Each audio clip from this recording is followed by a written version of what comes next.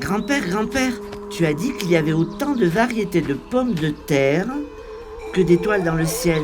Mais comment connaît-on le moment de semer ? Nous avons des climats différents sur notre territoire, mon enfant. Des zones élevées où il fait froid, aux zones tempérées. Des endroits où peuvent pousser diverses variétés de pommes de terre, comme la Huila Emilia, Churro, Surimana, Huaycha, Yocaya. Enfin, pour savoir quand planter les pommes de terre, il faut écouter et parler à la nature. Elle nous dit toujours s'il peut y avoir beaucoup ou peu de pluie, si la température va monter ou descendre, si des tempêtes de grêle ou de gel arriveront. Tu te souviens du Saxhlahupina ? Nos grands-parents, chère Maria, disent que tous les éléments de la nature ont un chayou et que ceux-ci nous permettent de communiquer avec ce qui nous entoure, les plantes, les rivières, les lagunes, les animaux, le vent, le ciel.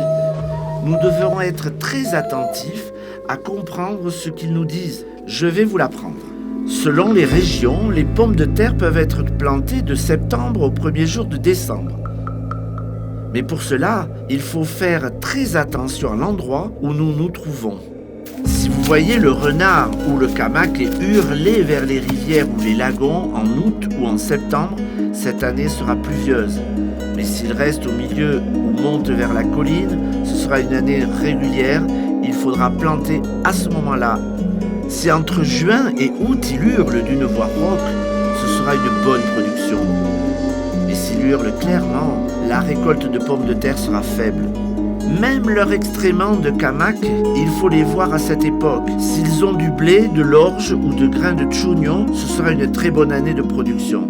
Mais s'il n'y a rien, s'il n'y a que des restes de branches sèches, ce sera une ère très sèche. On peut aussi voir les crapauds. Si de gros rampatus apparaissent au moment des semis entre septembre et octobre, ce sera une bonne année. Mais s'ils sont petits, il faut planter la chilat rampatu dans un espace plus petit. Il n'y aura pas une bonne récolte. Mais on peut aussi voir les araignées. Si les coussi apparaissent avec de gros œufs, ils confirment ce que nous ont dit les crapauds. Ce sera une bonne année pour la pomme de terre. Et s'ils apparaissent avec de petits œufs, ce sera très sec. Tataï, seuls les animaux nous disent comment planter. Non, les plantes sauvages nous disent aussi ce que nous devons faire. Si l'on voit que certains cactus comme l'Ulala ou la Quillaria, le Sancayotica, le Pasacana, en septembre et octobre, fleurir avec 8 fleurs, ce sera une bonne année de production. S'il fleurit peu ou si les pétales sont brûlés, ce sera la sécheresse.